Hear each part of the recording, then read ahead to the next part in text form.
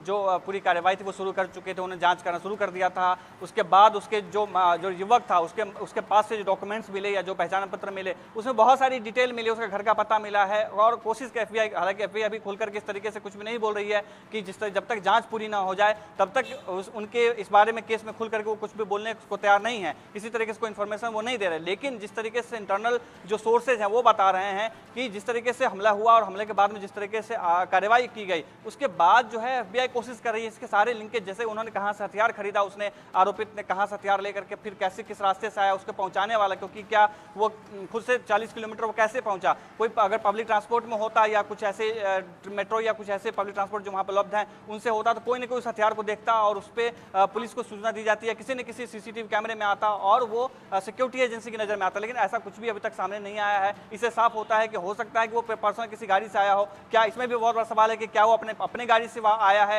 या कोई उसको छोड़ करके गया है, क्योंकि वहां पर अभी इस तरह के संदिग्ध वाहन भी नहीं मिले हैं कभी, क्योंकि बहुत ही अमेरिका जो है उन्नत देश है और वहां पर सिक्योरिटी को लेकर के बहुत ही सख्ती की जाती है। ऐसी स्थिति में ये सवालिया निशान बहुत जरूरी है करना कि क्या उसके साथ में जो मैथ्यू है उसके साथ में कोई और भी व्यक्ति था जो उसको वहां पर लेके पहुंचा था, हथियार पहुंचाने में मदद की थी, क्या प्लानिंग किसी और की है, जो चुनाव जो हो रहे हैं चुनाव में लाभ उठाने के लिए इसका इस्तेमाल किया जा रहा है। तो इस तरीके के जो सारे प्रश्न हैं, इसके सारे प्रश्न जो है अनुत्तर हैं, अभी तक उत्तर इसके नहीं मिल पाए। एफबीआई कोशिश कर रही है कि लगातार जांच कर रही है किसके जो किस से इसके कनेक्शंस रहे हैं, रोल इसके इस पूरे घटनाक्रम में किसके किसके रोल अहम रहे हैं, चाहे हथियार लेने से लेकर के हो या घटनास्थल पर लोगों को जाने तक हो। क्या माइंड वॉश कैसे किया गया 20 साल के युवक को, क्योंकि रिपब्लिकन पार्टी का समर्थक वो रहा है और जिस तरीके से चंदा उसने दिया, जिस तरीके से सामने आ रही है बात सामने, इससे साफ है कि वो जागरूक रहा है और पॉलिटिकल एक्टिविटीज में रहा है इन्वॉल्व। तो इस ऐसी स्थिति में वो हथियार कैसे उठा सकता है या किस तरीके से गोली कैसे चलाता है, और गोली भी चलाना है एक ऐसे वैसे व्यक्ति पर नहीं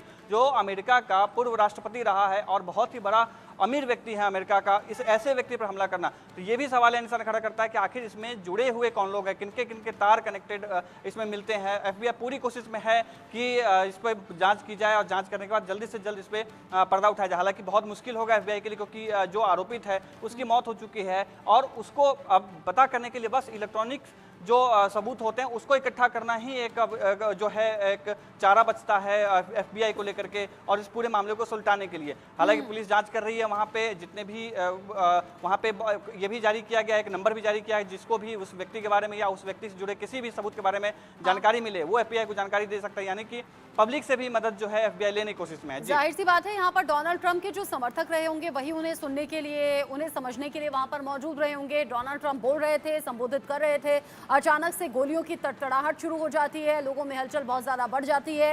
ये तस्वीरें आज सुबह से पब्लिक डोमेन में चर्चा का विषय इसलिए भी हैं क्योंकि अमेरिका जैसे शक्तिशाली देश की ये तस्वीर है। पूर्व राष्ट्रपति डोनाल्ड ट्रंप पर यह हमला हुआ है।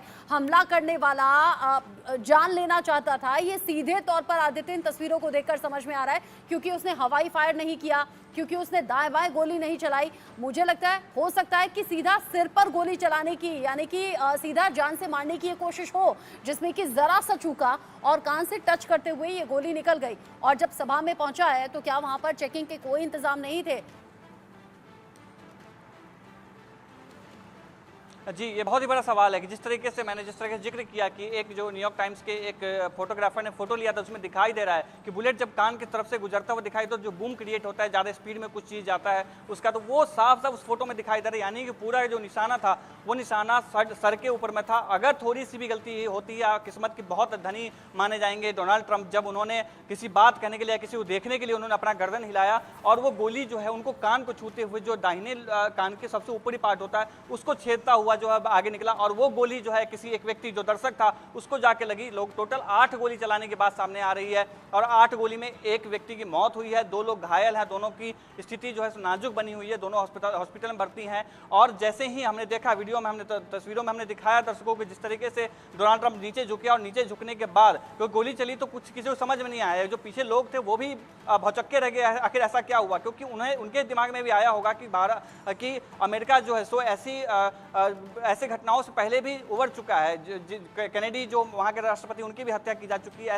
ऐसी स्थिति में ऐसी हमला दोबारा कैसे किया जा सकता है, क्योंकि सुरक्षाकर्मी जो है तैनात थे वहाँ पर, तो ये भौचक्के लोग थे। जैसे ही गोली चली, गोली चलने के बाद तुरंत डोनाल्ड ट्रंप नीचे झुके पोडियम के, जहाँ वो भाषण दे रहे थे, और गोली चलने के बाद तुरंत विदिन अ सेकेंड जो है सुरक्षाकर्मियों ने जो हमलावर था उसको मार गिराया। और जब डोनाल्ड ट्रंप उठे तो डोनाल्ड ट्रंप का वो तस्वीर जो है ऐतिहासिक है। पूरे राष्ट्रपति चुनाव जो है अमेरिका का, उसमें वो यूज किया जाए, उसमें वो बहुत ही क्रांति लेकर आने वाला फोटो है। जब वो नीचे झुके और हाथ ऐसे करके खड़े करके ऊपर में है, जो हमने जॉर्ज फर्नांडिस में जब आपातकाल लगा था, गोली भले ही टच कर गई हो, चोटिल भले ही हो गए हो, लेकिन जब सुरक्षा घर में घेरे में उन्हें ले जाया गया तो सीधा हाथ ऊपर किया, मुट्ठी उन्होंने बनाई और उन्होंने ये बताया कि मैं अभी भी डटा हूं, अड़ा हूं, किसी अगर कोई डराने की कोशिश कर रहा है तो मैं डरने वालों में से नहीं हूं। बॉडी लैंग्वेज और जेस्चर में यही बातें समझ में आ रही हैं। वो वहां मौजूद जनता को कुछ कहना भी चाहते हैं, हालांकि उसकी ऑडियो नहीं है। बहुत सी ऐसी चीजें हैं जिनको लेकर अब सवाल उठ रहे हैं और इन सवालों के जवाब अब FBI को तलाशने हैं। साथ ही साथ जो बाइडेन भी कह रहे हैं हमले की निंदा करता हूं, जांच इस पूरे मामले को लेकर जारी है।